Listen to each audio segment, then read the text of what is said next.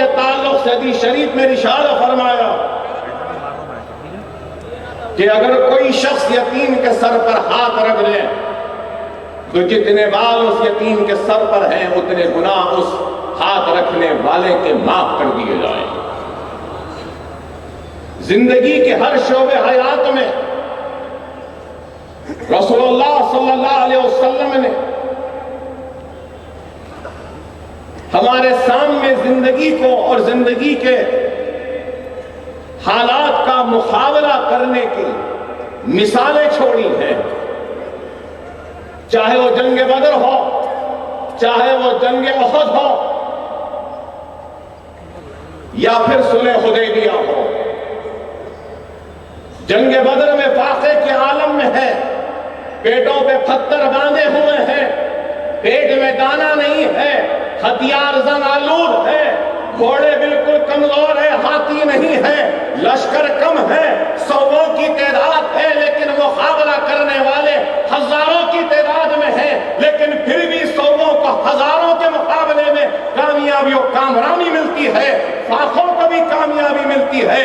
جب صحابہ کرام نے کہا کہ رسول اللہ ہم بھوکے ہیں کئی دن سے، دیکھیے ہمارے پیٹ کو کہ ہمارے پیٹ کو لگ گئے ہیں، تو رسول اللہ صلی اللہ علیہ وسلم اپنا کرتا اپنا لباس اٹھا کر اپنے پیٹ کو بتاتے ہیں، تو ایک نہیں دو پتھر پیٹ پہ باندھ کر اسلام کے مجاہدین نے، ایمان والے مسلمانوں نے مقابلہ کیا کافروں کا جو ہزاروں کی تعداد میں تھی، تو اللہ سبحانہ وتعالیٰ نے اس بھوکے، اس کمزور، زنگالود رکھنے والے، ہتھیاروں کے ساتھ مقابلہ کرنے والوں کو کامیابی و کامرانی سے سرفراز فرمایا۔ اس لیے سرفراز فرمایا کیونکہ وہ صوبوں کے دلوں میں ایمان تھا، ان کے دل میں خوف خدا تھا، اور اس وجہ سے اللہ نے ان کو کامیابی و کامرانی دی۔ اگر جنگ احد دیکھ لیں، بدر میں یہ پیغام تھا کہ ایمان کو مضبوط کرو، اِلَّا الَّذِينَ آمَنُوا وَعَمِلُوا الصَّالِحَاتِ، مطلب کہ تم اپنے ایمان کو، اپنے عمل کو سچا بناؤ، صالح بناؤ۔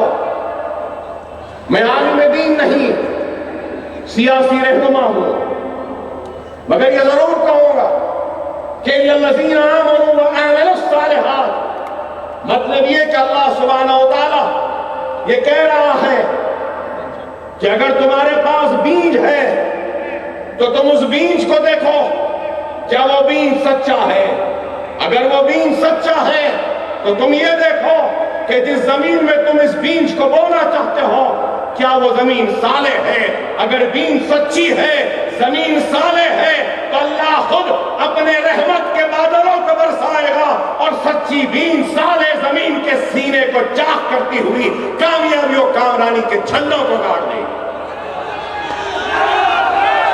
سارا دار و مدار اگر آتا ہے تو ایمان پر آتا ہے۔ ایمان کا مطلب کیا ہے؟ ایمان کا مطلب ہے زوال شکست۔ شکست کو زوال دینے کو ایمان کہتے ہیں۔ صرف ایمان ایمان پکارنے سے ایمان نہیں ملتا۔ اگر جنگ بدر کا یہ پیغام تھا تو جنگ احد کا بھی پیغام تھا کہ جیتی ہوئی جنگ ہار میں تبدیل ہوئی۔ کیوں ہوئی؟ اس وجہ سے ہوئی کہ حضور صلی اللہ علیہ وسلم نے فلاں صحابی سے کہا کہ آپ یہاں کھڑے رہیں گے، فلاں صحابی سے کہا آپ یہاں کھڑے رہیں گے، فلاں صحابی سے کہا آپ یہاں کھڑے رہیں گے، ہر ایک کو ایک ایک مقام بتا دیا، لیکن مال غنیمت کو لینے کے لیے یا مال غنیمت کو حاصل کرنے کی لالچ میں سرکار کے بتائے ہوئے مقامات سے ہٹنے کا نتیجہ کہ کامیاب جنگ ناکامی میں تبدیل ہو گئی۔ یہ بھی پیغام بدر کا یہ پیغام ہے تو احد کا یہ پیغام ہے۔ تو صلح حدیبیہ کے وقت بھی تنخینیں ہوئیں، لوگوں نے بہت سی باتیں کی، لیکن دنیا نے دیکھا کہ وہ صلح حدیبیہ کا نتیجہ تھا کہ اسلام کس طریقے سے پھیلتا گیا، کہاں کہاں تک پہنچا، اور آج سارے مضطرب دلوں کو اگر اطمینان کہیں پر ملتا ہے یا بے چین ذہنوں کو چین ملتا ہے یا دل کے وسوسوں کا جواب اگر کہیں پر ملتا ہے تو الحمدللہ وہ اسلام میں، وہ قرآن میں ملتا ہے۔ لیکن اگر کوئی قرآن کو سمجھنا چاہتا ہے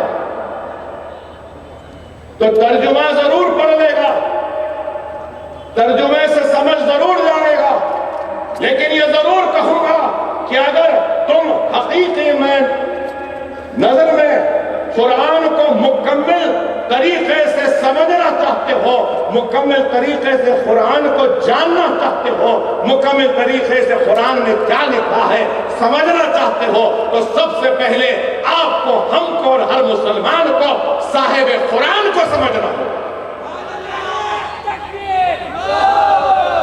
اگر کوئی صاحب قرآن کو نہ سمجھے تو وہ قرآن کو کیسے سمجھے گا؟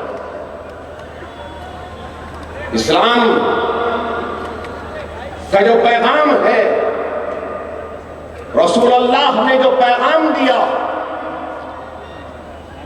رسول اللہ نے زندگی کے ہر شعبے حیات میں اپنے فیصلے، اپنے حکمت اور اپنے احادیث کے ذریعے پیغام دیا، چاہے وہ تجارت ہو، چاہے وہ میدان جنگ ہو، چاہے وہ دشمنوں سے صلح ہو، چاہے وہ غیر مسلموں کو اپنے قریب لانا ہو، چاہے وہ کافروں کو ایمان کی طرف راغب کرنا ہو۔ مجھے ایک ہی واقعہ یاد آتا، مکہ فتح ہوا، مکہ فتح ہوا، رسول اللہ صلی اللہ علیہ وسلم ہجرت کے لیے مجبور ہوئے، مصیبتیں آئیں، پریشانیاں آئیں، راستوں میں کانٹے بچھائے گئے، تکالیفیں دی گئیں، ہجرت پہ مجبور ہوئے اور مکے سے مدینہ روانہ ہوئے۔ لیکن فاتح مکہ جب ہوئے تو آپ کے اور میرے آقا محمد رسول اللہ صلی اللہ علیہ وسلم کی گردن جھکی ہوئی تھی، نظریں نیچے تھیں۔ لوگوں نے پوچھا، صحابہ کرام نے پوچھا، یا رسول اللہ ہم فاتح مکہ ہیں، پھر کیا بات ہے کہ آپ کی گردن جھکی ہوئی ہے، نظریں نیچی ہے؟ تو رسول اللہ صلی اللہ علیہ وسلم ارشاد فرماتے ہیں کہ میں ان لوگوں کو شرمندہ نہیں کرنا چاہتا جن لوگوں نے میرے راستوں میں کانٹے بچھائے تھے، مجھے مصیبتیں دی تھی، تکالیفیں دی تھی۔ ایک یہ ہے، تو دوسری طرف یہ بھی ایک حقیقت ہے کہ گردن جھکی تھی، نظریں نیچے تھیں، شرمندہ کرنا نہیں چاہتے تھے، لیکن بعض لوگوں کے لیے یہ بھی ضرور کہا کہ اگر یہ کعبے کے خلاف کے پیچھے بھی چھپے ہیں تو ان کی گردنوں کو اڑا دو۔ وہ کون تھے؟ وہ کون تھے؟ علماء کرام میرے بعد اس پہ تفصیلی بات رکھیں گے آپ کے سامنے۔ یہ بھی ایک حقیقت ہے، مکہ فتح ہوا، ایک بوڑھیا تھی جو بت پرستی کرتی تھی، اس کو اپنے بتوں سے بے انتہا محبت تھی، بے انتہا محبت تھی اپنے بتوں سے۔ اس نے سنا کہ محمد رسول اللہ صلی اللہ علیہ وسلم کے خطاب سے، الفاظ سے لوگ اتنے متاثر ہو رہے تھے کہ وہ کلمہ پڑھ رہے تھے اور ایمان کو قبول کر رہے تھے۔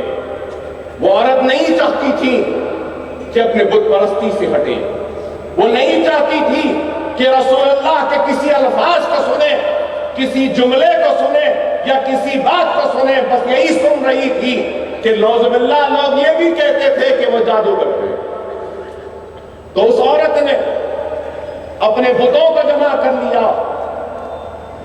اپنے سامان کو جمع کر لیا، پوٹلی بنا لی اور یہ طے کر لیا کہ میں مکہ سے دور چلی جاؤں گی، میرے بتوں کو میں نہیں چھوڑ سکتی، اور سب جمع کر لیا۔ بہت ضعیف تھی، گھر سے باہر نکلی، آواز دینے لگی کہ کوئی آئے اور میری اس پوٹلی کو، میرے اس وزن سامان کو میرے کھانے پر رکھ لے۔ وہ ایسی جہالت کا دور تھا کہ بزرگوں کا احترام تک نہیں تھا، بزرگوں کی عزت تک نہیں تھی۔ وہ بڑھیا پکار رہی ہے لیکن کوئی سننے والا نہیں ہے، وہ پکارتی رہی، بعد میں آواز پہنچتی ہے ایک شخص تک، پہنچتی ہے آواز، بعد میں بتاؤں گا۔ وہ آواز کو جب کوئی نہیں سنتا ہے تو آپ کے اور میرے آقا محمد مصطفیٰ صلی اللہ علیہ وسلم اس آواز کو سنتے ہیں، آگے بڑھتے ہیں، اس بوڑھیا کے اس پوٹلی کو اٹھا لیتے ہیں، بہت وزن دار ہے تو اس کے کھانے پر نہیں رکھتے، اپنے کھانے پر رکھ لیتے ہیں، اور اس بوڑھیا سے پوچھتے ہیں کہ بتاؤ کہاں جانا ہے، اور مکے سے نکلتے ہیں، دور تک جانا ہے وہ کہتی ہے، اور یہ کہتی ہے کہ مجھے اتنی دور لے جاؤ جہاں پر میں محمد رسول اللہ کی آواز نہ سن سکوں، اور راستہ تمام نعوذ باللہ رسول اللہ صلی اللہ علیہ وسلم کو جادوگر کہتی ہے، بری باتیں کہتی ہے، نعوذ باللہ سرکار کی شان میں گستاخیاں کرتی ہے، بہت کچھ بولتی ہے، راستہ تمام صرف سرکار کی شان میں گستاخیاں اور غلط باتیں، خراب باتیں کہتی ہوئی گزرتی جاتی ہے، اور رسول اللہ صلی اللہ علیہ وسلم اس کی ساری باتوں کو سنتے رہتے ہیں، اور ایک مقام آنے کے بعد بڑھیا کہتی ہے اے نوجوان میرے سامان کو یہاں رکھ دو۔ رسول اللہ صلی اللہ علیہ وسلم اس بڑھیا کا سامان اتار دیتے ہیں، اور سامان اتارنے کے بعد پلٹ کر جاتے رہتے ہیں، تو بڑھیا کو خیال آتا ہے کہ میری آواز کسی نے نہیں سنی، میں نے اتنی آواز دی کسی نے نہیں سنی، اور اس نوجوان نے سنی، میرے پاس ایک دینار بھی نہیں ہے، اس نوجوان کو دینے کے لیے آواز دیتی ہے، کہتی ہے اے نوجوان میرے پاس ایک دینار بھی نہیں ہے تجھے دینے کے لیے، اگر ہوتا تو ضرور دیتی، میرے پاس پیسہ نہیں ہے، لیکن میرے پاس ایک نصیحت ہے، نصیحت کرتی ہوں سنتے جاؤ، اور وہ نصیحت یہ ہے کہ تم ایک جادوگر آیا ہے، نعوذ باللہ کہتی ہے، جس کا نام محمد ہے مصطفیٰ صلی اللہ علیہ وسلم، تم اس شخص کی باتوں میں نہ آنا، اس کی باتوں کو نہ سننا، اس پر عمل نہ کرنا، جو بھی اس کی بات کو سنتا ہے اپنے بتوں کو چھوڑ کر کلمہ پڑھ لیتا ہے، اور وہ شخص اپنے آپ کو اللہ کا رسول کہہ رہا ہے، میں یہی نصیحت دے سکتی ہوں تم کو، یہ میری نصیحت کو گاڑ باندھ کے رکھ لو۔ سرکار مسکراتے ہیں اور پھر پلٹ کے جاتے رہتے ہیں، پھر سے بوڑھی آواز دیتی ہے، کہتی ہے نوجوان میں نے نصیحت تو کی ہے تم کو، میں بھول گئی تمہارا نام پوچھنے کا، کیا نام ہے تمہارا بتاؤ؟ تو رسول اللہ صلی اللہ علیہ وسلم مسکراتے ہیں، کہتے ہیں ہاں میں ہی وہ محمد رسول اللہ ہوں جس کے بارے میں آپ اپنے گھر سے یہاں تک بات کر رہے تھے، کہہ رہے تھے۔ اور وہ بوڑھیا رسول اللہ صلی اللہ علیہ وسلم کے اس اخلاق کو، اس عمل کو دیکھ کر مجبور ہو جاتی اور کہتی ہے کہ ہاں میں آج مانتی ہوں، تسلیم کرتی ہوں کہ تم اللہ کے رسول ہو، اور لا الہ الا اللہ محمد رسول اللہ کلمہ پڑھتی ہے۔ ارے یہ اسلام ہے۔ یہ رسول اللہ صلی اللہ علیہ وسلم کے اخلاق تھے. رسول اللہ صلی اللہ علیہ وسلم کی عادت کہ رسول اللہ صلی اللہ علیہ وسلم جب بھی عید کی نماز کو جاتے تو ایک طرف حضرت امام حسن تو دوسری طرف امام حسین کو اٹھا کر جاتے. ایک مرتبہ عید گاہ کی کہ قریب پہنچے اور دیکھتے ہیں کہ ایک نوجوان بیٹھا ہے زار و قطار رو رہا ہے اور کہہ رہا ہے. جب رسول اللہ صلی اللہ علیہ وسلم پوچھتے ہیں بتا اے نوجوان معصوم تو کیوں رو رہا ہے, تو وہ معصوم بچہ کہتا ہے رسول اللہ صلی اللہ علیہ وسلم میں یتیم ہوں, مجھے نہلانے دھلانے والا کوئی نہیں, مجھے نئے کپڑے پہنانے والا کوئی نہیں, مجھے خوشبو لگانے والا کوئی نہیں, مجھے عید کی نماز کا لے جانے والا کوئی نہیں, میں یتیم ہوں. رسول اللہ صلی اللہ علیہ وسلم عیدگاہ کو جانے کے بجائے لوٹ کر اپنے گھر کو جاتے ہیں. حضرت بی بی فاطمہ رضی اللہ عنہا سے کہتے ہیں کہ اگر امام حسن یا حسین کی کوئی کپڑے ہیں تو اس یتیم کو پہنا دو, نہلاؤ اس کو, خوشبو لگاؤ, تیار کرو. حضرت بی بی فاطمہ تیار کرتی ہیں اس معصوم کو, اچھے کپڑے پہناتی ہے, خوشبو لگاتی ہے اور عید کے لیے روانہ کرتی ہے. سرکار کی عادت تھی کہ ایک طرف امام حسن ہے تو دوسری طرف امام حسین ہے, لے کر جاتے ان کو عید کے لیے. اسی طریقے سے جب وہ یتیم تیار ہو گیا تو اس طرف امام حسن ہے, اس طرف حسین ہے, تو کیا آپ جانتے ہیں وہ یتیم بچہ کہاں تھا؟ ادھر حسن ہے ادھر حسین ہے, تو یتیم سرکار کے کھانوں پر ہے اور آپ جو میرے رسول اللہ صلی اللہ علیہ وسلم اس یتیم کو اپنے کھاندے پر بٹھا کر نماز عید کے لیے لے جا رہے ہیں. ارے یہ اسلام ہے, یہ اسلام ہے. بتاؤ,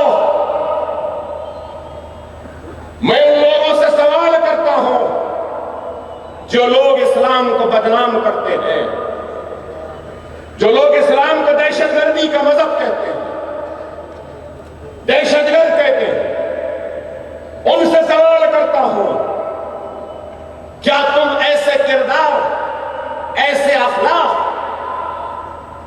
ایسے عمل کی کوئی نشانیاں تم دے سکتے ہو؟ ارے اس جاہل دنیا کو جہالت میں ڈوبی اس دنیا کو جہالت سے نکالا ہے تو اسلام نے نکالا ہے. زندگی کے چیلنجز, وہ مسائل کا مقابلہ کرنے کی طاقت یا سوجھ بوجھ یا طریقہ کار اگر کسی نے بتایا ہے تو وہ آپ کے اور میرے آقا محمد مصطفیٰ صلی اللہ علیہ وسلم نے بتایا. آج آپ کو اور ہم کو اللہ کا شکر ادا کرنا ہوگا کہ اللہ سبحانہ و تعالیٰ نے ہم کو امت محمدی بنا کر دنیا میں بھیجا.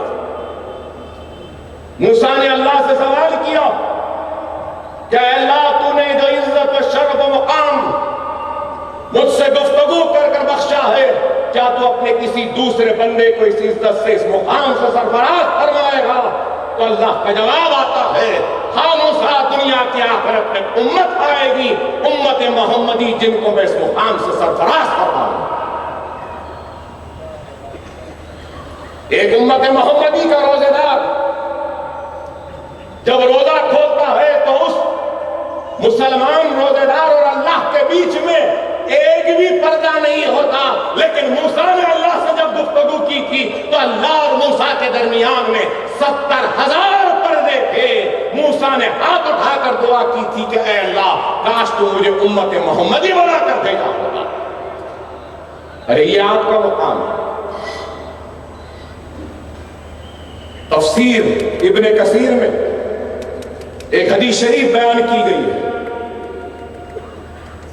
انصار میں ایک شخص رسول اکرم کی خدمت میں حاضر ہوا اور وہ غمزدہ تھا۔ حضور اکرم نے اس سے پوچھا کیا بات ہے؟ میں تجھے غمزدہ دیکھ رہا ہوں۔ اس نے عرض کیا اے اللہ کے نبی، میں ایک مسئلے پر غور کر رہا ہوں، میں ایک مسئلے پر غور کر رہا ہوں۔ حضور اکرم نے پوچھا کیا مسئلہ؟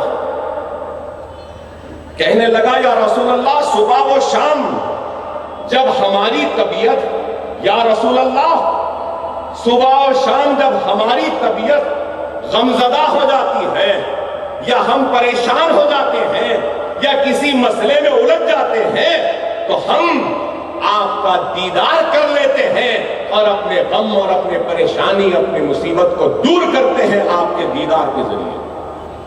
یا رسول اللہ کل جب آپ جنت میں انبیاء کے ساتھ ہوں گے، یا رسول اللہ کل جب آپ جنت میں انبیاء کے ساتھ ہوں گے ہم آپ کی زیارت سے محروم ہو جائیں گے۔ اتنے میں سورہ نساء کی آیت نمبر 69 اتنے میں 69 آیت نازل ہوتی ہے جس میں مخلص اطاعت کرنے والوں کو نبیوں کے ساتھ ہونے کی خوشخبری دی گئی اور رسول اللہ نے فرمایا جو شخص دنیا میں مجھ سے محبت رکھے گا وہ جنت میں میرے ساتھ رہے گا، وہ جنت میں میرے ساتھ رہے گا۔ ارے بتائیے یہ اسلام ہے؟ رسول اللہ سے محبت کا دعویٰ تو کرتے ہیں، ارے تمہارے دعوے سے یا تمہارے نعروں سے تم صحیح معنوں میں رسول اللہ سے محبت کرنے کا ثبوت اس وقت ہی لو گے جب تم رسول اللہ کے عاشق بن جاؤ گے، جب رسول اللہ سے تم اتنی محبت کرو گے کہ وہ صلی اللہ علیہ وسلم حدیث شریف میں ارشاد فرماتے ہیں کہ وہ مومن نہیں اس وقت تک جب تک کہ وہ اپنی آل، اپنی اولاد، اپنی ماں، اپنے باپ، اپنے دنیا کی ہر چیز شے اور رشتوں سے زیادہ مجھ سے محبت کرے۔ تو ہم کو اپنی آل اولاد سے زیادہ ماں باپ، دولت یا دوسرے جو بھی عزیز و قارب ہیں ان سے زیادہ محبت جب ہم کو کرنی ہے رسول اللہ سے، اور جب ہم ویسی محبت رسول اللہ سے کریں گے تو تب جا کر ہم ایک سچے اور پکے مومن و مسلمان ہیں۔ مجنون لیلا سے اتنی محبت کی کہ مٹی کی خوشبو کو سونگھ کر پہچان لیا کہ یہ میری لیلا کی خبر ہے۔ ارے اس محبت کی منزل سے بھی تم کو آگے جانا ہوگا تو تب جا کے تم سچے اور پکے مسلمان و مومن بنو گے۔ کیا اس محبت کو پیدا کرنے کی تم میں طاقت ہے؟ کیا وہ جدوجہد ہے؟ میرا سوال ہے مسلمانوں، اگر وہ جدوجہد، وہ طاقت، وہ جنون نہیں ہے تو پھر تم مسلمان نہیں ہو۔ بخاری شریف میں حضرت انس سے روایت ہے کہ ایک صحابی حضور کے پاس حاضر ہو کر عرض کیا یا رسول اللہ قیامت کب آئے گی؟ عرض کیا یا رسول اللہ قیامت کب آئے گی؟ حضور اکرم نے فرمایا تو نے کیا تیاری کی ہے؟ تو نے کیا تیاری کی ہے؟ سنیے جواب کو۔ وہ شخص کہتا ہے یا رسول اللہ میرے پاس کوئی عمل نہیں ہے میرے پاس کوئی عمل نہیں ہے، مگر اتنی بات ضرور ہے کہ اللہ اور اس کے رسول سے محبت کرتا ہوں۔ تو رسول اللہ ارشاد فرماتے ہیں کہ تجھے اپنے حبیب کا ساتھ ضرور نصیب ہو۔ رسول اللہ کہتے ہیں کہ جب کوئی عمل نہیں ہے، کہتا ہے بندہ میرے پاس، اور کہتا ہے کہ میرے پاس صرف اللہ اور رسول اللہ کی محبت ہے، تو رسول اللہ ارشاد فرماتے ہیں کہ تجھے اپنے حبیب کا ساتھ ضرور نصیب ہوگا۔ ارے آج ہم یہاں بیٹھے ہیں تو کیوں بیٹھے ہیں؟ ارے رسول اللہ کی محبت ہے کہ آپ بیٹھے ہیں، اس رات کی تاریکی میں بیٹھے ہیں۔ ہم جیسے مقررین کو سن رہے ہیں، کس وجہ سے؟ اس وجہ سے کہ آپ کے دل میں رسول اللہ کی محبت ہے۔ اس محبت کو قائم رکھو، اس محبت کو اور بڑھاؤ اور بڑھاؤ اور بڑھاؤ، کہ مجنوں کی محبت پھیکی پڑ جائے، لیلا کی محبت پھیکی پڑ جائے تو ضرور پھر ہم کو اور آپ کو رسول اللہ کا ساتھ نصیب ہو جائے۔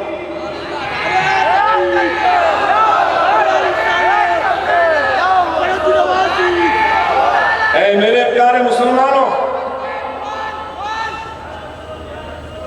اللہ کا جتنا شکر ادا کرے کم ہے کہ اللہ نے ہم کو ایمان سے نوازا، رسول اللہ کی امت بنایا، کلمے سے نوازا۔ کلمے کی طاقت، لا الہ الا اللہ محمد رسول اللہ، کتنی طاقت ہے کلمے کی کہ صلی اللہ علیہ وسلم حدیث شریف میں ارشاد فرماتے ہیں کہ اگر کوئی بندہ سچے دل سے، صدقے دل سے کلمہ پڑھ لے تو وہ لا الہ الا اللہ محمد رسول اللہ کلمہ پڑھتے پڑھتے سمندر کو پار کر سکتا۔ دنیا کے پاس ایٹامک انرجی ہوگی، میزائل ہوں گے، سائنس ہوگی، ٹیکنالوجی ہوگی، ہوائی جہاز ہوں گے، منٹوں میں سیکنڈوں پہ حملہ کرنے اور بم برسانے کے لیے، لیکن کسی کے پاس لا الہ الا اللہ محمد رسول اللہ کی طاقت نہیں ہے۔ وہ طاقت ایٹامک انرجی سے بڑی ہے، بموں سے بڑی ہے، ہوائی جہازوں سے بڑی ہے۔ دنیا کی ہر طاقت اس طاقت کے سامنے چھوٹی نظر آئے گی، اور وہ طاقت ہے لا الہ الا اللہ محمد رسول اللہ۔ خدا کے لیے میرے پیارے مسلمانوں، اس کلمے کی طاقت کو سمجھو، کلمے کی طاقت کو سمجھو، قرآن کو سمجھو، سرکار کی سیرت پہ عمل کرو، سنت رسول اللہ پہ عمل کرو، نمازوں کے پابند بنو، تو دنیا کی کوئی طاقت تم کو شکست نہیں دے سکتی۔ اگر آج ہم دنیا میں رسوا ہو رہے ہیں، دنیا میں سب سے پیچھے ہیں، زندگی کے ہر شعبے حیات میں پچھڑے ہوئے ہیں، پسماندہ ہیں، تو اس کی ذمہ دار کسی اور کو ٹھہرانے سے پہلے اپنے گریبانوں میں جھانک کر دیکھو۔ اے میرے پیارے مسلمانوں، تم نے اللہ کی ہدایت سے دوری اختیار کی، دنیا کی محبت کو اپنے دلوں میں جگہ دے دی، موت کے خوف کو نکال لیا۔ سرکار حدیث شریف میں ارشاد فرماتے ایک وقت آئے گا مسلمان پہ دشمن ایسے ٹوٹ پڑیں گے سمجھو جیسے بھوکے دسترخوان پہ گر رہے۔ صحابہ نے پوچھا کہ رسول اللہ ہماری تعداد کم ہوگی، تو رسول اللہ نے کہا کہ نہیں، تعداد تمہاری کم نہیں ہوگی، بہت ہوگی، لیکن تم سمندر میں جیسے جھاگ ہوتا ہے جھاگ کے برابر ہو جاؤ گے، اور اس کی وجہ یہ ہوگی کہ تمہارے دلوں سے، تمہارے دلوں میں دنیا کی محبت اور موت کا خوف آنے والا ہے۔ اور آج کیا ہو رہا ہے دنیا میں؟ آج دنیا میں، عالم اسلام میں اگر خون بہ رہا ہے، ہماری عصمت لٹ رہی ہے، ہم تباہ و برباد ہو رہے ہیں تو کیا ہماری تعداد کم ہے؟ نہیں، تعداد زیادہ ہے، لیکن ہم جھاگ کی طرح ہیں۔ ہمارے دلوں میں دنیا کی محبت نے غالب کر لیا، جگہ بنا لی، اور موت کا خوف دل سے نکل گیا۔ اس کا نتیجہ یہ ہے کہ آج ہم تباہی و بربادی ہمارا مستقبل بن گئے۔ آج مسلمانوں، ارے تم اپنے خواب غفلت سے بیدار ہونا نہیں چاہتے، لیکن اللہ خاموش نہیں ہے۔ اللہ اپنا بدلہ، اپنا انصاف خود لے رہا ہے۔ اللہ کسی کا محتاج نہیں ہے، ہم اللہ کے محتاج ہیں۔ میں آپ کو یاد دلاؤں، صبرا و شکیلا دو ریلیف کیمپس تھے 1983 میں لبنان میں، جہاں پہ فلسطینی پناہ گزین لوگ وہاں پہ مقیم تھے۔ اس وقت کا کمانڈر ان چیف تھا جس نے بمباری کے ذریعے ہزاروں معصوم بچوں کو جو ریلیف کیمپس میں تھے ان کا قتل عام کر دیا، ان کو شہید کر دیا۔ بڑوں کو، عورتوں کو، ضعیفوں کو، نوجوانوں کو، معصوم چھوٹے چھوٹے شیر خوار بچوں کو بھی بمباری کے ذریعے شہید کر دیا تھا۔ اتنا ظالم کمانڈر ان چیف تھا، اور اس 83 کے حملے کے 18 برس بعد وہی ظالم اسرائیل کا وزیر اعظم بنتا ہے۔ تو دنیا سوچنے پر تھی، کمزور ایمان والے یہ سوچ رہے تھے کہ اتنا ظلم کرنے والا، اتنا ظالم، اتنا قتل کرنے والا، معصوموں کا خون بہانے والا، بچوں کی لاشوں پر بموں کو گرانے والا، ریلیف کیمپوں میں دانے دانے کا محتاج بنانے والا، عورتوں کی عزتیں عصمتوں کو لٹوانے والا ظالم کیسے وزیر اعظم بن گیا؟ یہ اللہ کا کیسا انصاف ہے؟ کمزور ایمان والے سوال کرتے ہیں۔ اے کمزور ایمان والو، دنیاوی کامیابی عارضی ہوتی ہے۔ دنیاوی کامیابی کو کسی کے دیکھ کر یہ نہ سمجھو کہ اللہ کا انصاف نہیں ہوگا۔ 18 برس 83 میں بم برسائے، 18 برس بعد وزیر اعظم اسرائیل بنا کون؟ ایریل شرون، اسرائیل کا وزیر اعظم۔ 8 برس سے کیسے تڑپتا رہا، نہ زندہ ہی تھا نہ مرا ہی تھا، 8 برس تک کوما میں تھا، وہ ظالم موت کے لیے فریاد کرتا رہا، اللہ نے اس کو موت نہیں دی۔ 8 برس تک پائپوں میں تڑپتا رہا، کوما میں رہا۔ شیخ یاسین کو اپاہج پر بمباری کے ذریعے ان کو شہید کرنے والا ظالم 8 برس تک کوما میں رہا۔ یاسر عرفات کو بند کمرے میں محدود کرنے والا ظالم کس طریقے سے 8 برس کرتا رہا۔ ارے اللہ ضرور اپنا انتقام لیتا ہے، اللہ ضرور اپنا انتقام لیتا ہے۔ اے ہندوستان کے اسلام دشمن طاقتیں جو آج یہ سمجھ رہی ہیں کہ فسادات کے ذریعے پناہ گزین کیمپوں میں مسلمانوں کو زندگی گزارنے پر مجبور کر دیں گے، اے نہ سمجھو احمقوں کی دنیا میں رہنے والوں، ہم مسلمان کچھ کرے یا نہ کرے، ہمارا اللہ تم سے ضرور انتقام لے گا، اور اللہ ضرور بابری مسجد کا بھی انتقام لے گا۔ اللہ ضرور سروں اور سینوں پہ گولیاں چلانے والے ان ظالموں سے بھی انتقام لے گا، فسادات میں ہماری بستیوں کو جلانے والوں سے بھی انتقام لے گا، ہماری عصمتوں کو لوٹنے والوں سے بھی انتقام لے گا، ہماری آبادیوں کو آگ کی ڈھیر میں تبدیل کرنے والوں سے بھی انتقام لے گا۔ اللہ ضرور لے گا۔ کوئی یہ نہ سمجھے کہ ہندوستان میں آج ہندوتوا طاقتیں آگے بڑھ رہی ہیں. بابری مسجد کے بعد مسلمانوں کا قتل عام ہوا, ہماری مسجد شہید ہوئی, سر اور سینوں پہ گولیاں چلائی گئی, فسادات کے ذریعے ہماری عصمتوں کو, آبروؤں کو لوٹا گیا, بستیوں کو جلایا گیا, تاڑا میں جیلوں میں ڈالا گیا.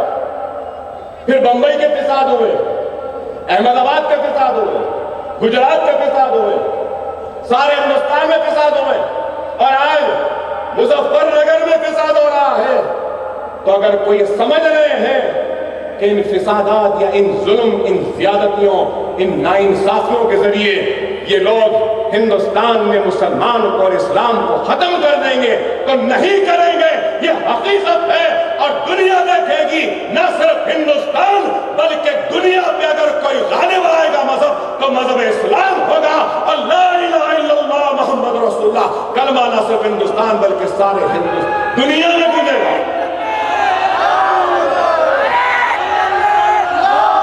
اے میرے پیارے مسلمانوں, حالات سے مایوس نہیں ہونا, کیونکہ مایوسی کفر کا نام ہے. مسلمان مایوس نہیں ہو سکتا, مسلمان حالات کا مقابلہ کرنے والے کا نام ہے. اگر کوئی یہ سوال کرتا ہے کہ حیدرآباد اور سرزمین دکن میں پولیس ایکشن کے نام پر 1.5 لاکھ مسلمانوں کا قتل عام ہوا تھا, مسلمان شہید ہوئے, ہندوستان کی آزادی سے لے کر آج تک بھی بڑے سے بڑے فساد ہوئے, 10,000 یا 15,000 یا پھر 20,000 مسلمانوں کا قتل عام ہوا ہوگا. لیکن 1.5 لاکھ میں تو کسی کا بھی قتل عام نہیں ہوا. 1.5 لاکھ میں تو کسی کا بھی قتل عام نہیں ہوا.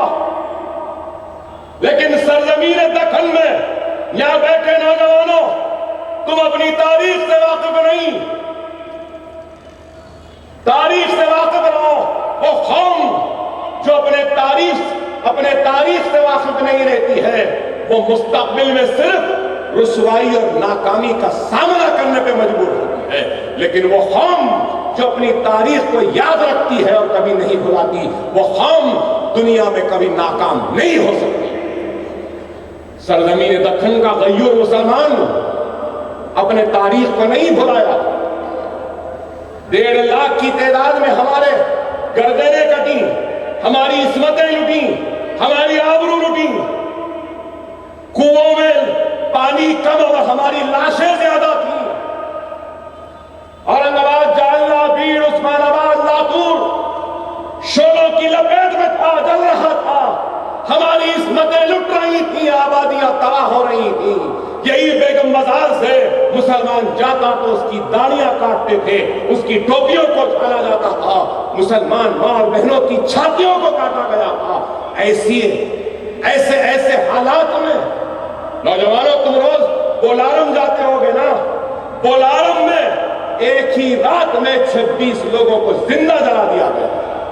مکہ مسجد کا مہاجرین کیمپ کب بنا؟ مہاجرین کیمپ پولیس سیکشن کی تباہی و بربادی کے بعد مہاجرین کیمپ بنا. ایسی تباہی و بربادی, اور اس تباہی و بربادی کے بعد آج سرزمین دکن کا مسلمان اپنے پیروں پہ نہ صرف کھڑا ہے بلکہ اپنے اتحاد اور اپنی غیرت اور اپنی ہمت کے بلبوتے پر سارے ہندوستان کو للکار رہا ہے اور کہہ رہا ہے کہ آ جاؤ, ہمارے پاس طاقت ہے, ہم تم سے لڑیں گے.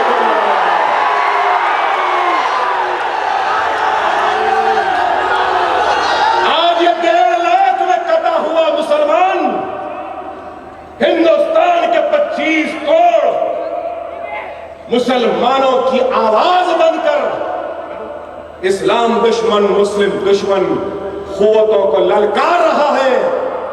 اگر کسی کو اکبر اویسی کا لب و لہجہ پسند نہیں آتا تو کچھ نہیں کہوں گا, اتنا کہوں گا اتنا ضرور کہوں گا، جو جیسا سمجھتے ہیں ویسا سمجھانا پڑتا ہے۔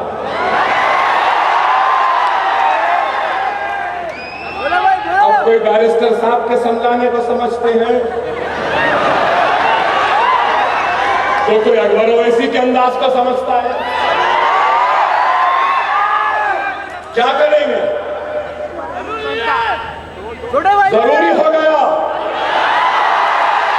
موڈی، اے کباڑیا، اے بی جے پی والوں، ضروری تھا تم کو سمجھانا تمہاری آواز میں، اس لیے حیدرآباد سے مدد مجاہد نکل گیا تم کو تمہاری آواز میں سمجھانے کے لیے۔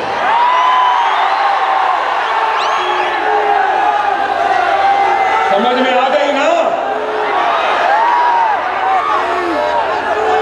1 گھنٹے کی تقریر، ہندوستان ہل گیا۔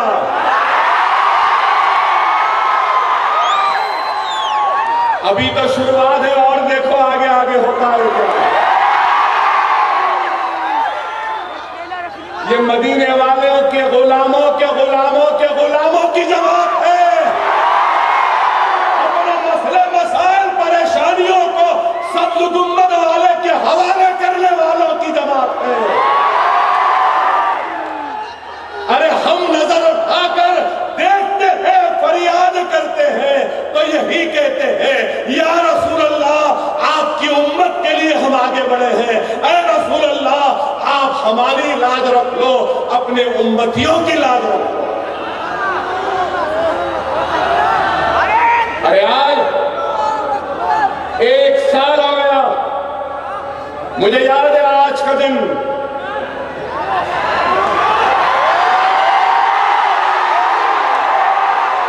جیل میں تھا۔ الحمدللہ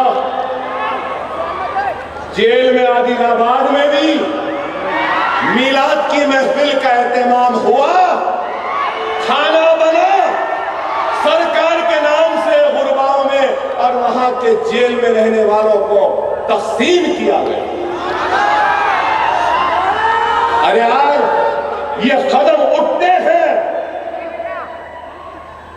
تو اللہ کے حبیب آپ کے اور میرے آقا محمد مصطفیٰ صلی اللہ علیہ وسلم کے امت کی وقار کے لیے، ان کی عزت کے لیے، ان کے کھوئے ہوئے مقام کے اور وقار کو بحال کرنے کے لیے اٹھتے ہیں۔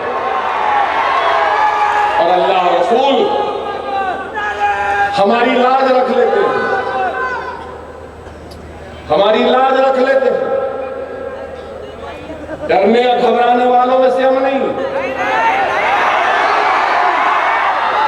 ارے اللہ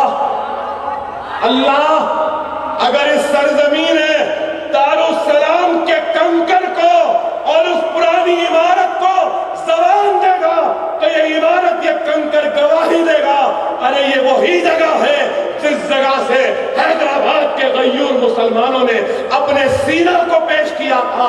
اسلام مسلمانوں کے عزت وقار اور ان کی عزت اور ان کی حرمت کے خاطر اور رسول اللہ کے امت کی خوشنودی اور ان کے بلندی کے لیے اپنے سینوں کو پیش کیا، لیکن اپنے گردنوں کو نہیں جھکایا۔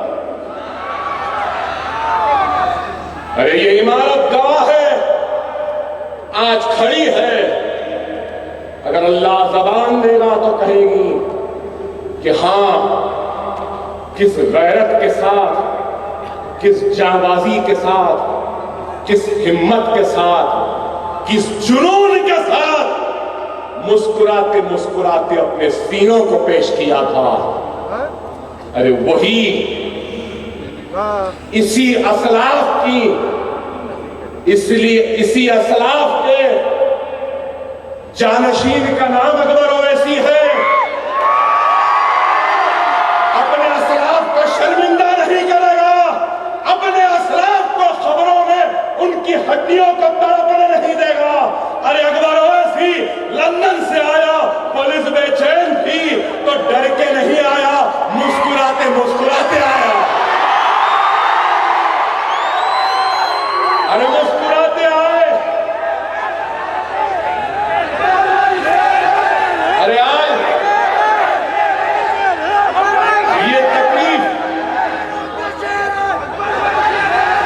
جیل میں ڈال دیے، 150-200 لوگوں کی جیل، اس میں اکیلا اکبر اویسی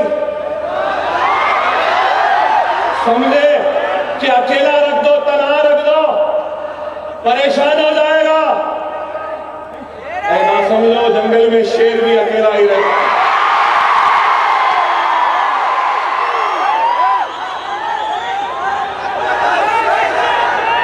دانے دانے کو محتاج کیا، پانی نہیں دیا، کھانا نہیں دیا، کھا رہے تھے، درد میں تڑپ رہا تھا، سونے کو بستر نہیں دیا، اوڑھنے کو چادر نہیں دی، حلق سوکھ رہا تھا تو پانی بھی نہیں دیا۔ میں پوچھنا چاہتا ہوں، اکبر اویسی کی زبان الفاظ تم کو پسند نہیں آئے تو بتاؤ کیا یہ انصاف کا تقاضا ہے؟ کیا ہندوستان میں ایک مجرم کو بھی صحیح اس کی آخری خواہش پوچھی جاتی ہے، انصاف دیا جاتا ہے؟ میں تو مجرم ابھی قرار نہیں دیا گیا ہوں، مجھے عدلیہ پر بھروسہ ہے، ہندوستان کی عدلیہ و قانون پر بھروسہ ہے، اور مسلمانوں کی دعاؤں پر بھی بھروسہ ہے۔ باعزت بری ہوگا، دوائیاں دینی تھی نہیں دیے، گاندھی میں ٹیسٹ کرائے، رپورٹ دیو نہیں دیے، رات میں خے ہونے لگے، دوا خانے کو نہیں لے گئے، بستر دے دو سونے کو نہیں دیے، 10 پولیس والے انٹروگیشن کر رہے ہیں، کون؟ کیا اکبر اویسی دہشت گرد ہے؟ کیا اس ملک کا وقار ہے؟ نہیں، اکبر اویسی دہشت گرد نہیں ہے، ملک کا وقار نہیں ہے، یہ ملک میرا تھا، میرا ہے، میرا ہی رہے گا۔ میں نے اس ملک کو سجایا ہے، سنوارا ہے، وہ میرے ہی آبا و اجداد و اسلاف تھے جنہوں نے اس ملک کو تاج کی خوبصورتی دی، قطب مینار کی بلندی دی، 4 مینار کی 4 میناریں دی، مکہ مسجد سے حی علی الصلاۃ حی علی الفلاح کی صدا گونجائی، دلی کی جامع مسجد دی، تو میرے ہی آبا و اجداد کی نشانی ہے، جہاں پر ہندوستان کا ترنگا پرچم لہراتا ہے، لال قلعہ وہ بھی میرے آبا و اجداد و میرے اسلاف نے دی ہے۔ کیا یہ میرا ملک نہیں ہے؟ میرا ملک ہے۔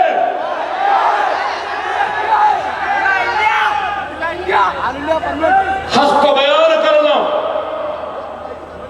یہ میرا اسلاف کی تعلیم ہے، اظہار حق سے منہ نہیں موڑنا میرے مذہب کی تعلیم ہے، اظہار حق سے نہ انبیاء کرام نے منہ موڑا، نہ اظہار حق سے امام مالک نے منہ موڑا، نہ امام حنبل نے اظہار حق سے منہ موڑا، نہ امام شافعی نے اظہار حق سے منہ موڑا، نہ امام حنفی نے منہ موڑا۔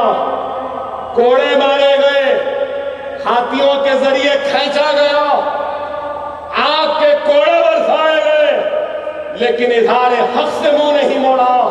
ارے یہ وہی دارالسلام ہے، اور یہیں پر کھڑے رہ کر کہتا ہوں کہ اکبر اویسی چاہے پھانسی پہ لٹک جائے لیکن اظہار حق سے منہ نہیں موڑے گا، اور یہ گردن جھکے گی نہیں۔ ڈرنے یا گھبرانے والوں کی جماعت کا نام مجلس اتحاد المسلمین نہیں ہے۔ ظلم کتنا کرے کبھی اس پہ نظر ڈالو، زندگی کے کون سے شعبے میں مسلمانوں کو ان کا حق ملا بتاؤ، میں پوچھنا چاہتا ہوں۔ آج صحابت سے بھی میرا سوال ہے، کیا صحابت میں موجود مسلمانوں کو کیا ان کے قابلیت، ان کی جانبازی، ان کے تعلیم کے برابر کی ان کو مقام دیا جا رہا ہے؟ اور اگر میں آج مسلمان کی ناانصافی کی بات کرتا ہوں تو کیا اس میں گناہ ہے؟ کیا میں مسلمانوں کی انصاف کی آواز نہیں اٹھا سکتا؟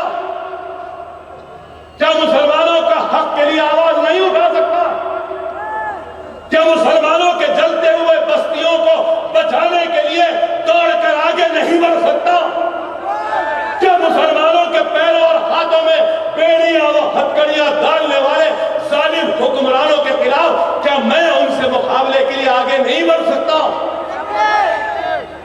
کیا میری عزت و آبرو کو لوٹنے والوں کے لیے میں آگے بڑھ نہیں سکتا بچانے کے لیے؟ ناانصافی اس ملک میں سب سے زیادہ اگر کسی سے ہوئی تو مسلمانوں سے ہوئی۔ برہمن کتنے فیصد ہے؟ یادو کتنے فیصد ہے؟ بہوجن سماج کتنے فیصد ہے؟ ریڈی کتنے فیصد ہے؟ کما کتنے فیصد ہے؟ لنگیات کتنے فیصد ہے؟ بیروا کتنے فیصد ہے؟ کاپو کتنے فیصد ہے؟ ارے کس کی بات کروں؟ صرف یو پی کی بات کروں تو ملائم سنگھ یادو کے ساتھ کے یادوں کی تعداد کتنی ہے؟ اتر پردیش میں صرف 7% ہے اور مسلمانوں کی تعداد 22% ہے۔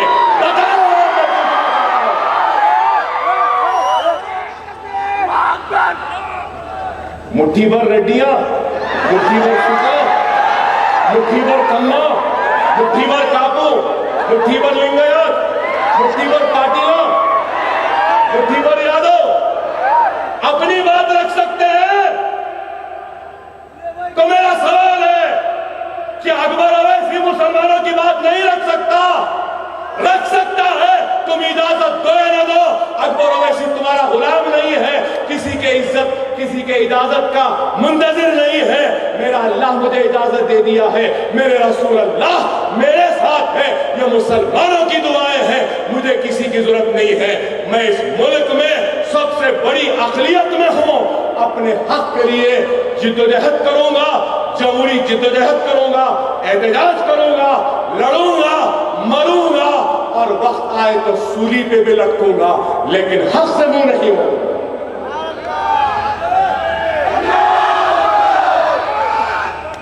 آج اگر میری آواز اس دارالسلام سے نکل کر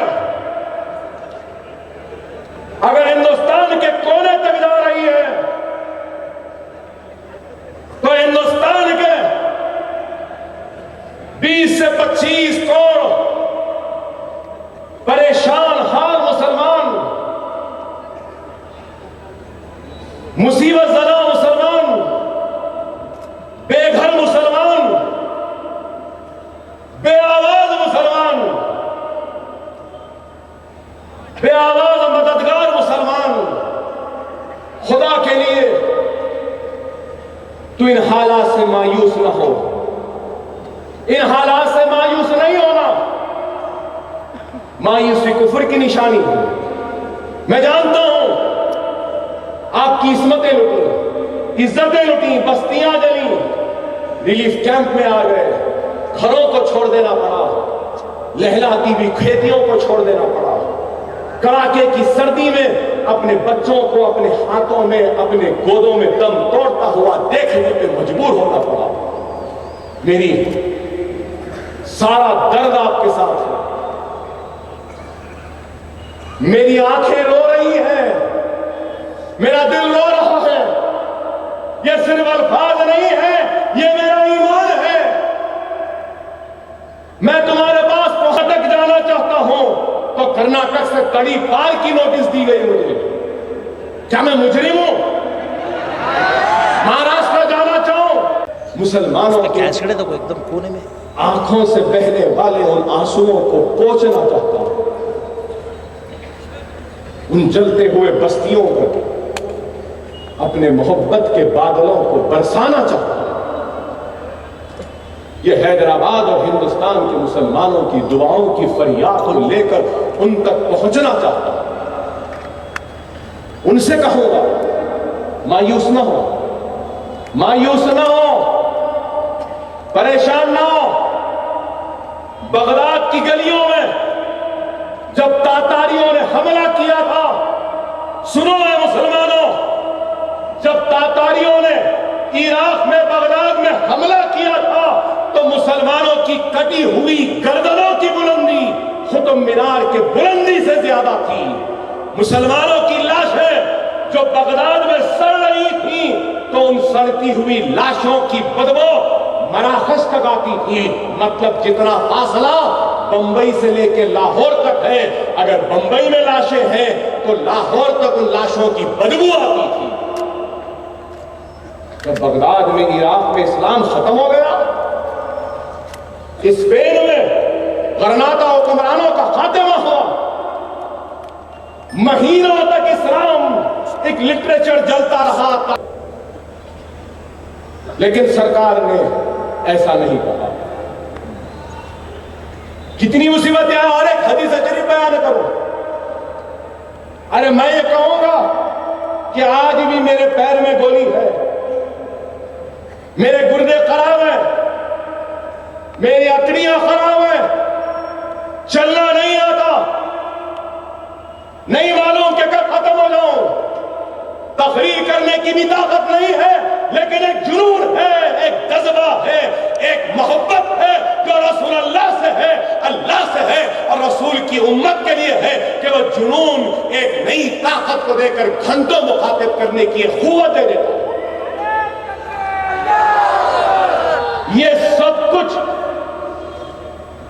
رکھ کر، طبیعت خراب رکھ کر 40 دن جیل میں تھا، اپنی اولاد سے دور، اپنے گھر سے دور، اپنے بوڑھی ماں سے دور، اپنے چاہنے والوں سے دور، پتھر پہ چادر بچھا کر سو رہا ہوں، موٹے چاول ہے کہ کھا رہا ہوں، سوکھی روٹیاں ہیں کہ توڑ رہا ہوں. تو کس کے لیے؟ اپنی ذات کے لیے، اپنی عزت کے لیے، اپنی شہرت کے لیے. ارے اللہ کی دی ہوئی بہت دولت ہے، عزت ہے، شہرت ہے، یتیم نہیں ہوں، بھائی ہے، ماں ہے، بیوی ہے، بچے ہیں. اگر ان کو سب کو چھوڑ کر اس تکلیف کے حالت میں بھی جیل میں ہوں تو کس کے لیے؟ مسلمانوں کے وقار کے لیے، ان کی عزت کے لیے، ان کی طاقت کے لیے، ان کے وجود کا احساس دلانے کے لیے، ہندوستان کو بتانے کے لیے کہ مسلمان اس ملک میں زندہ ہے، مردہ نہیں ہے. ایک اٹھا ہے تو دیکھو ہل گئے، پورے اٹھے تو کیا ہوگا تمہارا حال؟ ارے چاہوں تو میں بھی اپنے گھر میں بیٹھ جاؤں. میری تکلیف اتنی ہے نا، مگر میں سمجھتا ہوں کہ میری یہ تکلیف بھی مظفر نگر کے مسلمانوں کی تکلیف کے سامنے بہت چھوٹی ہے. مجھ میں گولی ہے، لیکن میری ماں کی عصمت محفوظ ہے. میرے گردے خراب ہیں، لیکن میرے نظروں کے سامنے میرے بچے زندہ ہیں. مجھ میں درد ہے، لیکن میری بوڑھی ماں کا چہرہ میرے سامنے ہے. مظفر نگر کے لوگ مسلمانوں کو کہتے ہیں کہ لوٹ جاؤ. جس گاؤں میں، جس کھیت میں میری عزت لٹی، عصمت لٹی، میں وہاں لوٹ جاؤں. میں پوچھنا چاہتا ہوں لوٹنے والے ہوں، جس گھر میں تمہاری ماں، تمہاری بیوی، تمہاری بیٹی، تمہاری بہن کی عصمت لٹے گی تو کیا تم بھی اس گھر میں لوٹ کے جاؤ گے؟ اکبر اویسی کی یہی سوالات ان کو برے دکھتے ہیں. ملائم سنگھ لکھنؤ کے تمہارے گھر میں اگر تمہاری ماں، بہن، بیٹی کی عصمت لٹے گی تو تم جاؤ گے؟ راہل گاندھی پولیس اور سیکیورٹی، Z+ سیکیورٹی کو کے سائے میں رہنے والوں، سیکیورٹی کو ہٹا لو. تمہاری عصمت آبرو لٹنے کے بعد کیا تم جاؤ گے اکبر روڈ کے گھر میں؟ تمہاری عزت میری عزت نہیں. اتنی عزتوں، اتنی مصیبتوں کے بعد بھی یہ کہوں گا کہ رسول اللہ صلی اللہ علیہ وسلم حدیث شریف میں ارشاد فرماتے ہیں، رسول اللہ صلی اللہ علیہ وسلم حدیث شریف میں ارشاد فرماتے ہیں نہ مجھ سے پہلے نہ میرے بعد کسی پر بھی اتنی تکلیف نہ آئی تھی نہ آئے گی۔ اکبر اویسی کی تکلیف ہے یا مظفر نگر کے مسلمانوں کی تکلیف ہے تو تمہاری تکلیف، میری تکلیف، ہماری تکلیف رسول اللہ صلی اللہ علیہ وسلم کی تکلیف سے بہت کم ہے، کیونکہ سرکار نے کہا کہ مجھ سے پہلے یا میرے بعد کسی پر اتنی تکلیف آئی ہے نہ آئے گی۔ اور اللہ کی عادت ہے، اللہ نوازنے سے پہلے آزماتا ہے، اور اللہ کی آزمائش میں جو کامیاب ہو جاتا ہے تو اللہ اس سے راضی ہو جاتا ہے، اللہ اس سے خوش ہو جاتا ہے۔ آج اکبر الدین اویسی اپنے معلومات کے نمائش کو آپ کے سامنے رکھنے کے لیے آپ سے مخاطب نہیں ہے۔ مجھے معلومات نہیں ہے، میں قابل نہیں ہوں، میں تعلیم یافتہ نہیں ہوں، میں مسلمانوں کی طرح ان کی طرح سوچنے والا، ان کی طرح سمجھنے والا، ان کی طرح ان کے جذبات کی عکاسی کرنے والا ہوں،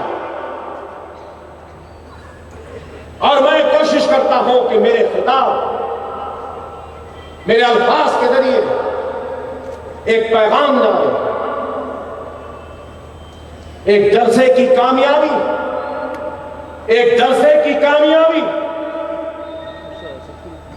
عوام کے اجدام سے یا عوامی تعداد سے جلسے کی کامیابی نہیں ہوتی۔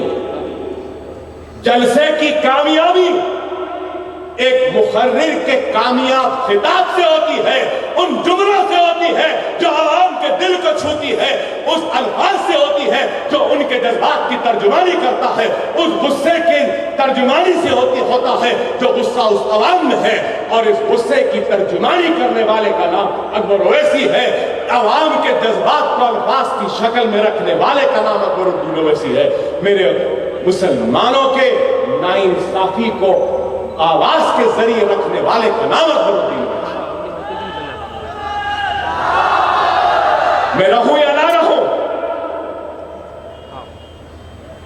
ہو سکتا ہے کہ کوئی جنونی مجھے گولی مار دے یا نہیں، تو مجھے تو یہ بھی ہے کہ جس طریقے سے اندرا گاندھی کو سیکیورٹی مار دی تھی ویسی اس ملک کی پولیس مجھے مار دے گی ایک آدمی۔ خیر، اکبر الدین اویسی ایسی ایک موت نہیں، 1000 موت مرنے تیار ہے۔ ارے زندگی اور موت کچھ کام آنا چاہیے، نہیں تو کیا فائدہ ایسی زندگی کا؟ کئی لوگ پیدا ہوتے مر جاتے ہیں، اکبر اویسی تو کچھ کر کے جائے گا۔ 3 گولیاں لگے، اتنی بار مارے کھچا کھچ، پھر بھی کھڑا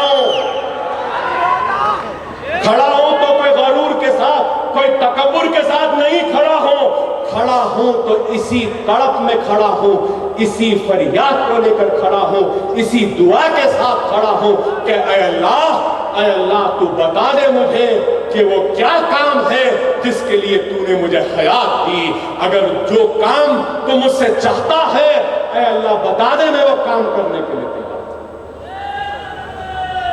شاید اللہ اتنے گولیوں کے بعد بچایا تو شاید اس تقریر کے واسطے بچایا،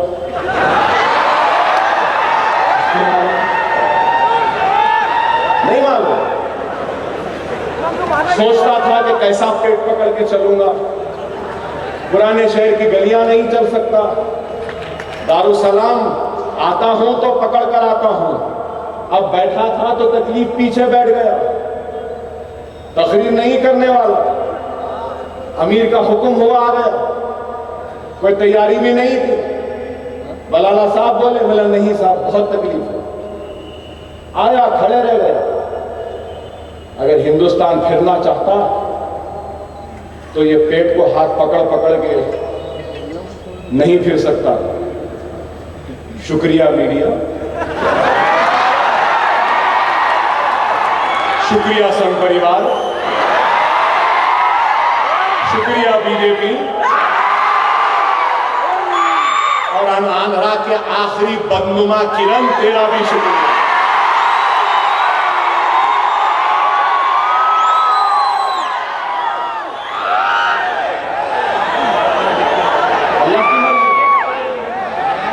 دیکھیے عزت و ذلت اللہ کے ہاتھ ہے, موت و حیات اللہ کے ہاتھ ہے, دولت اور عزت اللہ کے ہاتھ ہے.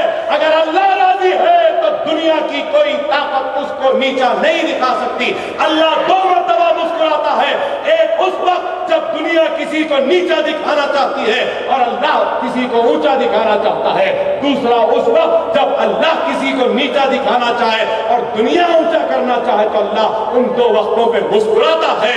اے ہندوستان کے فرقہ پرستوں, تم مسکرا رہے تھے, تم سوچ رہے تھے کہ مجلس کو ختم کر دو گے, اکبر اویسی کو ختم کر دو گے, جیل میں ڈالے, تم جیل میں ڈالتے رہے, اللہ مسکراتا رہا.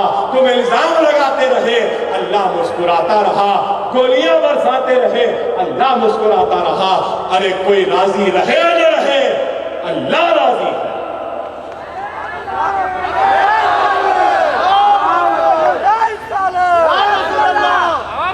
ہم سے کھس لیے تو دھوبی کا خزانہ کھڑکا رہا نہ تھا. بہت آئے تھے بڑے مرد مجاہد بن کے. اے مسلمانوں, حیدرآباد کے غیور مسلمانوں, میں نے اپنے جملے سے, اپنی تقریر سے اس ملک کے فرقہ پرستوں کو, سنگ پریوار کو, بی جے پی کو, آر ایس ایس کو, اسلام دشمنوں کو للکارا ہے. تو اب میں تمہاری غیرت کو بھی للکار رہا ہوں, تمہاری غیرت کو للکاروں گا. ارے دارالسلام, اس کی شان, اس کی شوکت, اس کی عظمت کسی شخصیت کی محتاج نہیں ہے. اگر اویسی رہے نہ رہے, اسد الدین اویسی رہے نہ رہے, اللہ کا کام شخصیتوں کا محتاج نہیں ہے. اسد صاحب جیل میں, اکبر صاحب جیل میں, تو مسلمان پریشان, خوف کے عالم میں. ارے ہندوستان کے مسلمانوں کو بے خوف زندگی جینے کا پیغام دینے والوں میں اتنی کمزوری. ارے اکبر الدین اویسی مر جائے, اس کے لاشوں کے ٹکڑے بھی رہے, تو اس لاش کی پرواہ نہ کرو. ملت اسلامیہ کی وقار, سر بلندی, عظمت و وقار کی پرواہ کرو اور آگے بڑھ کر اپنے اتحاد کے ذریعے, اگر اکبر اویسی مر جائے, اسد اویسی جیل میں رہے, تو ہر گھر کا نوجوان اسد اویسی, اکبر اویسی بن کر بازاروں میں نکلنا ہوگا اور بتانا ہے, ایک اکبر اویسی کو مار دیے, ایک اسد اویسی کو جیل میں ڈال دیے نا, تو حیدرآباد میں اب 1,00,000 اکبر اویسی, اسد اویسی بتائیں گے نا. نعرہ تکبیر, نعرہ تکبیر, نعرہ تکبیر. پیغام دو, بتاؤ, بتاؤ یہ چیز کو کہ ہماری جماعت ہے. مسلمانوں, وقت کا تقاضا ہے, حالات آج ہم کو بار بار ایک ہی پیغام دے رہی ہے کہ ہم کو منظم ہونا ہوگا, متحد ہونا ہوگا. صرف نعروں سے, جذباتی تقاریر سے کچھ ہونے والا نہیں. عملی طور پہ ہم کو اپنی زندگیوں میں اصلاح کرنی ہے. عملی طور پر ہم کو جدوجہد کرنی ہے, اپنے دلوں میں ایک نئے جنون کو پیدا کرنا ہے. یاد رکھو, منزل ملتی ہے تو جنونی کو ملتی ہے. جو دیوانہ ہوتا ہے نا, اس کو ہی منزل ملتی ہے. وہ دیوانگی کو پیدا کرو، اس جنون کو پیدا کرو۔ مجلس اتحاد المسلمین آپ کی جماعت ہے، اس جماعت کو مضبوط کریے۔ آنے والے انتخابات میں غیر معمولی کامیابی سے مجلس کو نوازنا۔ یاد رکھو، جمہوریت میں اپنے نمائندوں کے ذریعے جد و جہد و حق حاصل کیا جا سکتا۔ اگر ہمارے نمائندے نہیں ہوں گے تو پھر ہماری آواز کوئی نہیں سنے گا۔ وہ الگ بات ہے کہ یو پی میں اتنے مسلمان ہیں، میں ان کے لیے بھی دعا کروں گا، اللہ ان مسلم قائدین کو اللہ ہدایت دے، عقل دے اور ہمت دے۔ 30-40 کی ضرورت نہیں ہے بھائی، میں پہلے سے کہتا ہوں کافی ہے۔ اب بولو تو بولیں گے، پھر بولے، اشاروں میں سمجھ رہے نا کتنے پہ بھاری ہے، کتنا بھاری ہے، کیا کھاتا ہے اور کیا پلاتا ہے۔ کاش اتر پردیش میں 30, 40, 50, 60 کے بجائے ایک اسد الدین اویسی ہوتا تو کافی تھا اتر پردیش میں۔ اللہ وہاں کے مسلم قائدین کو عقل دے، ہدایت دے، ہمت دے۔ مسلمانوں کی جماعت کا نام مجلس ہے۔ مجھے کوئی لوگ فرقہ پرست کہتے ہیں یا کوئی کچھ کہتے ہیں، کہہ لو جس کو جو کہنا ہے۔ میں تو اپنی بات کہتا ہوں، اپنوں کی بات کہتا ہوں، اپنوں کے لیے زندہ ہوں، اپنوں کے خاطر ہی مر جاؤں۔ اب جس کو نتیجہ لگانا ہے لگا لو، اب نہیں آنے والا جال میں۔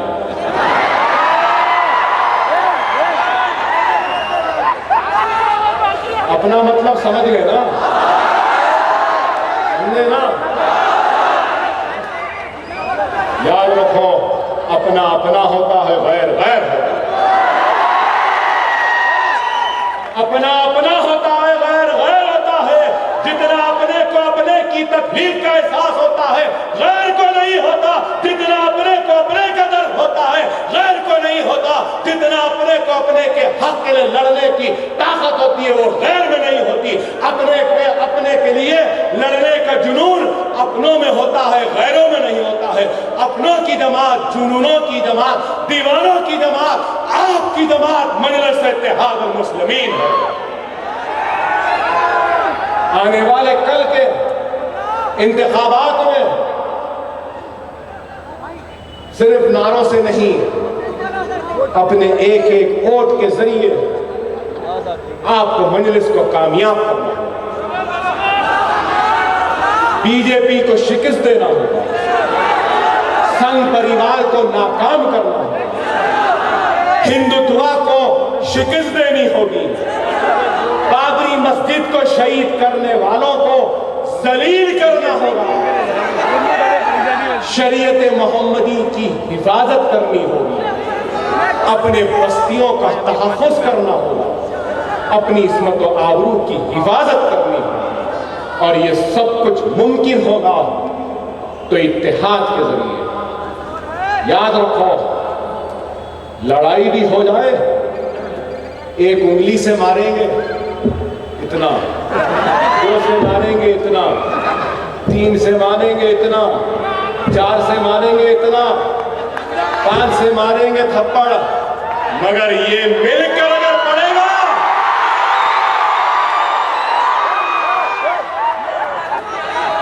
پھر نسل در نسل اس مکھے کی مضبوطی کو یاد رکھیں گے۔ یہ اتحاد ہے۔ خدا را مسلمانوں، مسلکی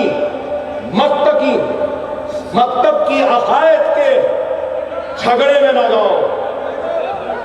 یہ عمارت ہے، اور عمارت کے کمروں کا نام اہل قرآن ہے، اہل حدیث ہے، تبلیغی ہے، اہل سنت الجماعت ہے، یا پھر شیعہ ہے، یا پھر سنی ہے، یا پھر مہدوی ہے، یا پھر بہرے ہیں، یا پھر جتنے ہیں، یہ عمارت ہے۔ عمارت کے کمروں کا نام یہ ہے۔ یہود و نصارہ جب حملہ کرتا ہے تو کمروں پہ نہیں کرتا ہے، یہ بلڈنگ جن بنیادوں پہ کھڑی ہے نا، کلمہ، نماز، روزہ، زکوٰۃ و حج، یہ بنیاد ہے جس پہ یہ عمارت کھڑی ہے۔ اور یہود و نصارہ، سنگ پریوار، بی جے پی، RSS ان بنیاد پہ حملہ کرتے ہیں۔ جب چاقو چلتے ہیں، بم گرتے ہیں، تیرے اور کچھ نہیں ہے۔ اے اللہ تو ہماری حفاظت فرما دے، اے اللہ تو ہماری حفاظت فرما دے، اے اللہ بابری مسجد کو شہید کرنے والے ان ظالموں کا خاتمہ کر دے، خاتمہ کر دے، تباہ کر دے، تاراج کر دے۔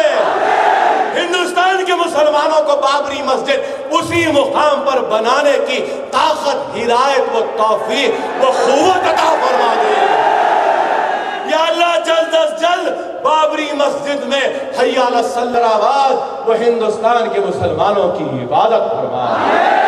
اے اللہ ہماری عزتوں کی حفاظت فرما، ہماری آبروؤں کی حفاظت فرما، ہمارے بچوں کی حفاظت فرما۔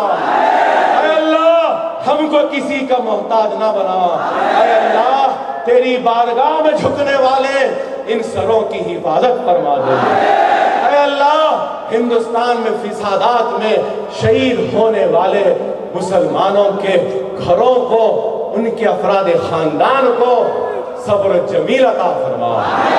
اے اللہ ہماری لٹی ہوئی ماں اور بہنوں کی عصمت و آبرو پر اے اللہ تو اپنی عزت کے چادروں سے ڈھک دے ان کو۔ اے اللہ تو اپنے آسمان سے، اے اللہ تجھے حبیب پاک مصطفیٰ صلی اللہ علیہ وسلم کا واسطہ، تو آسمان سے اپنے فرشتوں کو اس دنیا پہ، زمین پہ اتار دے اور ہماری حفاظت فرما دے، ہماری حفاظت فرما دے۔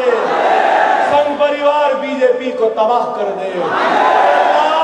اے اللہ اس دارالسلام کو روز قیامت تک آباد رکھ۔ اے اللہ اس دارالسلام کو آباد رکھ۔ اے اللہ مجلس اتحاد المسلمین کو آندھرا پردیش سے نکال کر ہندوستانی مسلمانوں کی آواز بنا دے۔ اے اللہ مجلس اتحاد المسلمین کو گجرات کے مسلمانوں کی آواز بنا دے۔ اے اللہ مظفر نگر کے مسلمانوں کی آواز بنا دے۔ اے اللہ تو ہماری حفاظت فرما، اے اللہ تو ہماری حفاظت فرما۔ اے اللہ ہمارے مرحومین کو جنت میں اعلیٰ مقام عطا فرما۔ اے اللہ ہم میں سے جن کے والدین نہیں ہے، اے اللہ ان کے والدین کو جنت میں اعلیٰ مقام عطا فرما۔ جن کے والدین قائدین مجلس کی حفاظت فرما۔ اے اللہ وہ ہمارے بچوں کی حفاظت فرما۔ رسول اللہ کا تجھے واسطہ، خلفائے راشدین کا تجھے واسطہ، شہداء کربلا کا تجھے واسطہ، امام حسن و حسین کا۔ اے اللہ ہم کو اور نہ لٹا، اور تو ہم کو اور نہ لٹا، ہم کو اور نہ تباہ کر، ہم کو اور برباد ہونے سے روک لے۔ اے اللہ ہماری حفاظت فرما۔ اس اتحاد المسلمین کو کامیاب و کامران کر دے۔ مسلمانوں کے دلوں میں مجلس کی محبت کو پیدا کر دے، مجلس کی محبت کو پیدا کر دے، مجلس کے زیادہ سے زیادہ اراکین کو کامیابی و کامرانی عطا فرما۔ اے اللہ مجلس کے مرحوم ورکروں کو جنت میں اعلیٰ مقام عطا فرما۔ اے اللہ مجلس کے سارے سابقہ مرحوم صدوروں کو جنت میں اعلیٰ مقام عطا فرما، جنت میں اعلیٰ مقام عطا فرما۔ اے اللہ ان کے درجات کو بلند عطا فرما۔ اے اللہ فخر ملت و سالار ملت کی خبر کو، یہ اکبر اویسی تو کمزور ہو چکا ہے۔ اے مالک حق کو اکبر اویسی ترسد الدین ویسی کی اے اللہ ہم سب کو نیک بنا، ایک بنا، ہم سب کو متحد کر دے۔ اب میرا آخری ہدیہ ہے اور وہ ہدیہ ہے ہندوستان ہل جانا چاہیے اور پیغام چلے جانا چاہیے کہ اب مجلس اتحاد المسلمین ہندوستان کے مسلمانوں کے دلوں کو فتح کرنے نکل چکی ہے، سنگ پریوار کو مقابلہ کرنے کے لیے آگے بڑھ چکے ہیں۔ آواز ہونی ہے، ایسی آواز ہونی ہے۔ میں دیکھتا ہوں کہ عوام تو چیختی ہے، قائدین بڑے مہذب بنے بیٹھے